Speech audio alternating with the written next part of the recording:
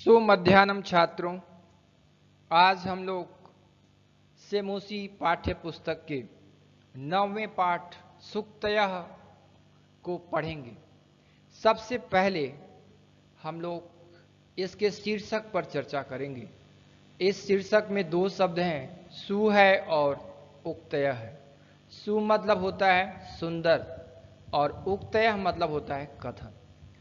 सुंदर कथन के संग्रह को सुक्तयः बोलते हैं। अब श्लोक का वाचन करेंगे, अन्वय करेंगे और शब्दों की व्याख्या करेंगे, फिर पंक्तियों की व्याख्या करेंगे। पिता यच्छति पुत्राय बाल्ये विद्याधनं महत् पितास्य किं तपः तेऽपि इत्युक्तिस्तत् कृतज्ञता। पिता यच्छति पुत्राय, यच्छति मतलब ददाति, बाल्य मतलब बाल्य अवस्थायाम, महत मतलब महान। तो पिता पुत्राय यच्छति, पिता पुत्राय ददाति, पिता अपने पुत्र को देता है बाल्ये बाल्य अवस्था में, महत विद्या धनम महान विद्यारूपी धन। इस लाइन का मतलब होगा कि पिता अपने पुत्र को बाल्यावस्था में महान विद्यारूपी धन देता है। पितास्य संधि करेंगे, पिता और अस्य बनेगा। फिर दूसरा शब्द है इति उक्ति ही तत् और कृतज्ञता। पिता अस्य, अस्य मतलब इसका, अर्थात इसके लिए, किसके लिए? जो महान विद्यारूपी धन दिया है। तो पिता ने इस महान विद्यारूपी धन के लिए, तब तेपे मतलब होता है करोति, करता है या अकरोत किया। किम तपः तेपे, क्या तपस्या किया, मतलब कितनी कठोर तपस्या किया। इति उक्ति ही, ऐसा कहना या ऐसा मान लेना, ऐसा स्वीकार कर लेना ही तत्कृतज्ञता, उसकी कृतज्ञता होती है। मतलब उस पुत्र की अपने पिता के लिए यही कृतज्ञता होती है। अब पूरे श्लोक का मतलब देखेंगे कि पिता अपने पुत्र को बाल्यावस्था में महान विद्यारूपी धन देता है। इस विद्यारूपी धन के लिए पिता ने कितनी बड़ी तपस्या की होगी, ऐसा कथन, ऐसा स्वीकार कर लेना ही उस पुत्र के लिए अपने पिता के प्रति कृतज्ञता होती है। अगला श्लोक। अवक्रता यथा चित्ते तथा वाचि भवेत् यदि तदेवाहु महात्मानः समत्वम् इति तथ्यतः। अवक्रता, दो शब्द होते हैं, वक्रता और अवक्रता। वक्रता मतलब होता है टेढ़ापन और अवक्रता मतलब होता है सरलता या सहजता। चित्ते मतलब होता है मनसी, मन में। वाची मतलब होता है वाण्याम, वाणी में। तो अवक्रता मतलब सरलता, यथा चित्ते जैसे मन में है, तथा वाची भवेत यदि वैसी ही अगर सरलता वाणी में भी आ जाए। तदेव आहु संधि करेंगे, तत् एव आहु। तत् मतलब वह, एव मतलब ही, आहु मतलब कहा जाता है। महात्मान, महात्माओं के द्वारा, समत्वम समानता, तथ्यता मतलब वास्तव रूप, वास्तविक रूप में। तो महात्माओं के द्वारा उसी को ही वास्तव में समत्व या समानता कहा जाता है। अगला श्लोक। त्यक्त्वा धर्म प्रदां वाचं परुषां यो व्युदुरयेत् परित्यज्य फलं पक्वं भुंक्ते अपक्वं विमूढ़धीः। त्यक्त्वा मतलब होता है विहाय, छोड़कर। धर्म प्रदाम मतलब सत्यनिष्ठ या सत्य वचन। वाचम मतलब वाणी। परुषाम मतलब होता है कठोराम, कठोर। यह मतलब योभ्युदीरयेत, संधि बनेगा यह प्लस अभी उदीरयेत। परित्यज्य, त्यक्त्वा और परित्यज्य ये दोनों शब्द क्या है? पर्यायवाची हैं। भूंगते पक्वम संधि करेंगे तो भूंगते और अपक्वम बनेगा। विमूढ़धि मतलब होता है मूर्खों के द्वारा। अब इसका निकालेंगे मतलब त्यक्त्वा धर्म प्रदाम वाचम। धर्मनिष्ठ या सत्यवाणी को त्यक्त्वा छोड़कर। परुषाम यह अभ्युदीरयेत, कठोर जो व्यक्ति बोलता है। अब अन्वय के अनुसार मतलब होगा कि वह व्यक्ति जो सत्य या सरल वाणी को छोड़कर कठोर वाणी बोलता है। विमूढ़धि ही वह मूर्ख व्यक्ति। परित्यज्य फलम पक्वम पके हुए फलों को परित्यज्य अर्थात छोड़ करके। भोंगते मतलब होता है खादती और अपक्व मतलब होता है कच्चा। विमूढ़धि मतलब मूर्ख व्यक्ति। वह मूर्ख व्यक्ति पके हुए फलों को छोड़कर कच्चे हुए फल को खाता है। अब पूरे श्लोक का मतलब देखेंगे कि वह व्यक्ति जो सत्य धर्मनिष्ठ वाणी को छोड़ करके कठोर वाणी बोलता है, ऐसा मूर्ख मनुष्य पके हुए फलों को छोड़कर कच्चे फल खाता। अगला श्लोक।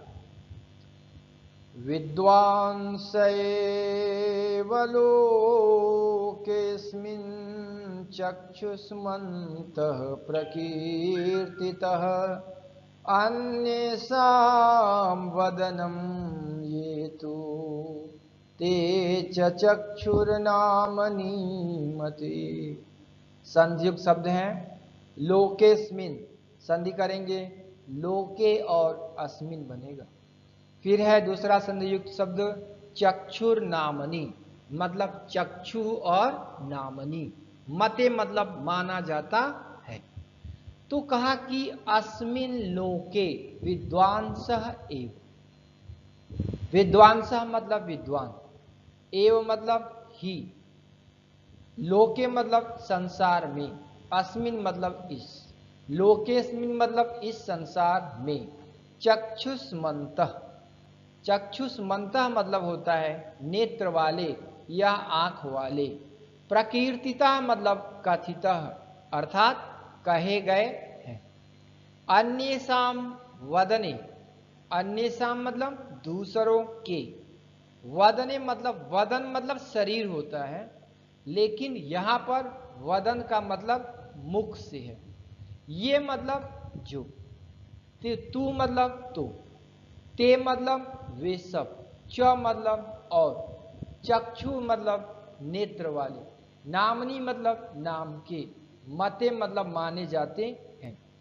तो अन्येषां वदनम ये तू दूसरों के मुख पर ये जो चक्षु आंख हैं वो ते च वे सब नामनी मते केवल नाम मात्र के माने जाते हैं। मतलब विद्वान लोग जो हैं वो विद्वानों को ही इस संसार में नेत्रवान माना गया है। मतलब अगर व्यक्ति विद्या को ग्रहण किया है तो उसको ही हम आंख वाला या नेत्र वाला मानते हैं।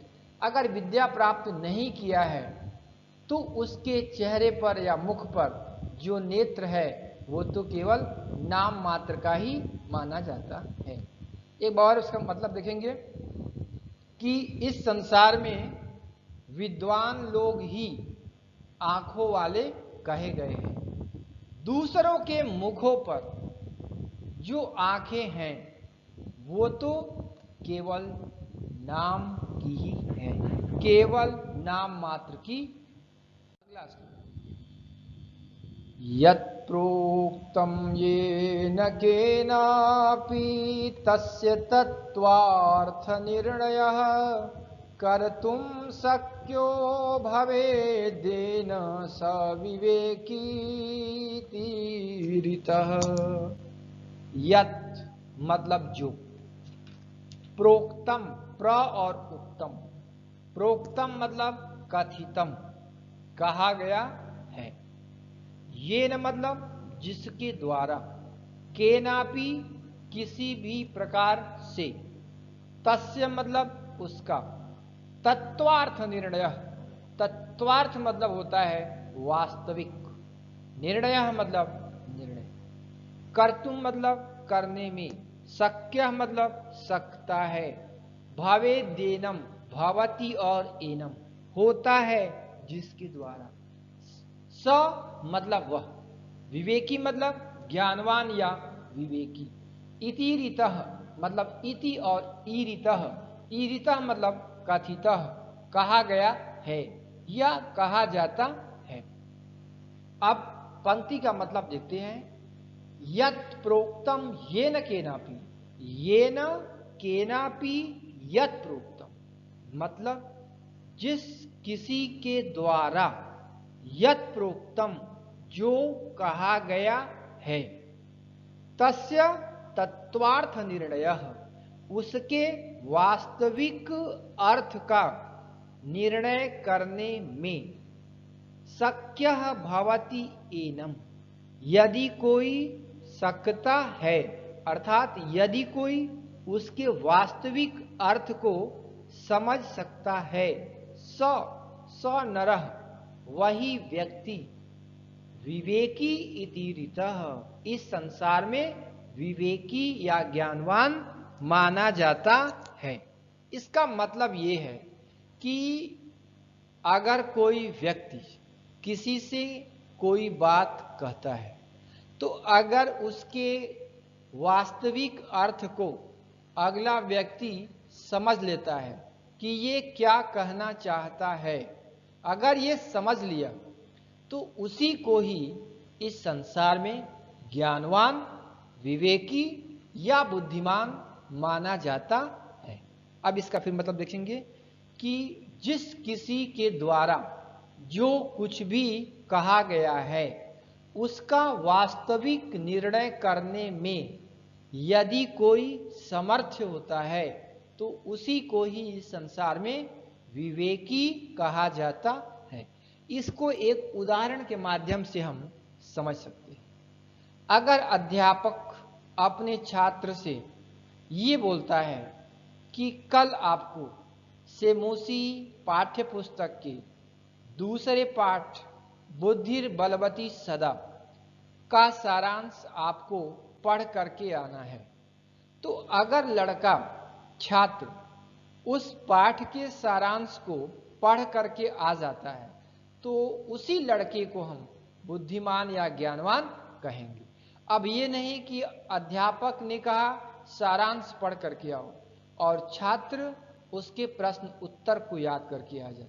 अगर प्रश्न उत्तर याद करता है तो उसको विद्वान या विवेकी नहीं कहा जाएगा।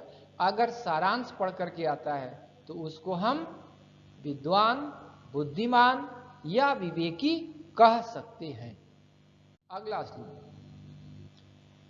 या इच्छति आत्मानः श्रेयः प्रभूतानि सुखानि च न कुर्यात् अहितं कर्म सपरेभ्यः कदापि च। इस श्लोक का मतलब ये है, पहला शब्द आपका है इच्छत्यात्मनः, संधि बनेगा इच्छति और आत्मनः। इच्छति मतलब चाहता है, आत्मनः मतलब होता है अपना, श्रेयः मतलब कल्याण या भलाई, प्रभूतानि, प्रभूतानि मतलब होता है बहुत ज्यादा, सुखानि मतलब सुख को। फिर है अगला शब्द कुर्यादहितम, संधि करेंगे तो बनेगा कुर्यात और अहितम। अहित मतलब होता है नुकसान करने वाला, या जो है वो नुकसानदायक। ठीक। सपरेभ्य कदापि च, परेभ्य मतलब दूसरों के लिए, कदापि मतलब कभी भी, च मतलब अब पंक्ति का मतलब देखेंगे कि यह इच्छति आत्मनः श्रेयः प्रभूतानि सुखानि च। यह नरः मतलब जो मनुष्य अपना कल्याण और बहुत ज्यादा सुख या धन को चाहता है, उसको न कुर्यात अहितम कर्म, नुकसान करने वाला या कष्ट करने वाला या दूसरों को दुख देने वाले कर्म को कदापि परेभ्य न कुर्यात, कभी भी दूसरों के लिए नहीं करना चाहिए। एक बार मतलब देखेंगे, वह व्यक्ति जो अपनी भलाई और बहुत सारा धन चाहता है, उस व्यक्ति को दूसरों के लिए कभी भी नुकसानदायक कर्म नहीं करना चाहिए। अब इस श्लोक का मैसेज क्या है, संदेश क्या है, वो मैं आपको बताता हूं। इस श्लोक का संदेश यह है कि अगर इंसान अपनी भलाई चाहता है, अपना विकास चाहता है, अपना कल्याण चाहता है, तो उसे कभी भी किसी भी व्यक्ति का बुराई या नुकसानदायक कर्म को नहीं करना चाहिए, क्योंकि कहा गया है कर भला तो हो भला। मतलब अगर हम किसी की भलाई करते हैं तो हमारी भी भलाई होती है, और अगर हम दूसरों के लिए कुआं खोदते हैं तो उसी कुएं में एक समय ऐसा आता है कि हम भी उसी में गिर जाते हैं। अगला श्लोक, आचारः प्रथमो धर्मः इत्येतद् विदुषां वचः तस्मात् रक्षेत् सदाचारः प्राणेभ्योऽपि विशेषतः। इसमें सदाचार के बारे में बताया गया है। आचारः प्रथमो धर्म, आचार मतलब होता है अच्छा आचरण। तो आचारः प्रथमो धर्म, अच्छे आचरण को ही मनुष्य का पहला धर्म माना गया है। इति तद, संधि करेंगे इति और एतत्। इति मतलब ऐसा, एतत् मतलब यह, विदुषाम मतलब विद्वानों का, वचः मतलब वाणी। तो आचार ही या अच्छा व्यवहार ही मनुष्य का पहला धर्म है, ऐसा विद्वानों के द्वारा कहा जाता है या माना जाता है। तस्मात् रक्षेत सदाचार, तस्मात् मतलब उससे, किससे, आचार अच्छा व्यवहार पहला धर्म है, इसलिए रक्षेत सदाचार, सदाचार की रक्षा करनी चाहिए। प्राणेभ्योपि, संधि करेंगे प्राणेभ्यः अपि, विशेषतः मतलब विशेष रूप से, प्राणेभ्यः अपि मतलब अपने प्राणों से भी। तो ऐसे सदाचार की विशेष रूप से अपने प्राणों से भी रक्षा करनी चाहिए। एक बार और मतलब बताता हूं मैं आपको कि आचरण मनुष्य का पहला धर्म है, यह विद्वानों का वचन है, इसलिए सदाचार की रक्षा प्राणों से भी बढ़कर करनी चाहिए। मेरे प्रिय छात्रों, श्लोक नंबर 6वां मुझसे छूट गया है, आप लोग श्लोक नंबर 6 देख लेंगे। मैं यहाँ पर उस श्लोक की व्याख्या करता हूँ जो पिछले वाले स्लाइड में है, तो श्लोक वहाँ पे है और व्याख्या मैं यहाँ पे करता हूँ। वाक् पटुः धैर्यवान मंत्री सभायाम अपि अकातरः स कदा केनापि प्रकारेण परैः न परिभूयते। वाक्य पटुः धैर्यवान, इसमें शब्द हैं वाक्, पटुः और धैर्यवान। फिर अगला शब्द है सभायाम अपि अकातरः, सभायाम सभा में, अपि मतलब भी, अकातरा मतलब होता है निडर। केनापि किसी के द्वारा भी, प्रकारेण प्रकार से। अगला शब्द है परैर न, संधि करेंगे परैहि और न। परैहि मतलब दूसरों के द्वारा, न मतलब नहीं, और परिभूयते मतलब पराजित, अर्थात पराजित होता है। अब श्लोक का मतलब बता रहा हूं मैं आपको कि ऐसा मंत्री जो वाक्पटु हो, अर्थात बोलने में चतुर हो, धैर्यवान अर्थात धैर्यवान हो, फिर सभायाम अपि अकातर, सभा में भी निडर हो, अर्थात किसी भी सभा में निडर हो करके अपनी बात को रखने वाला हो।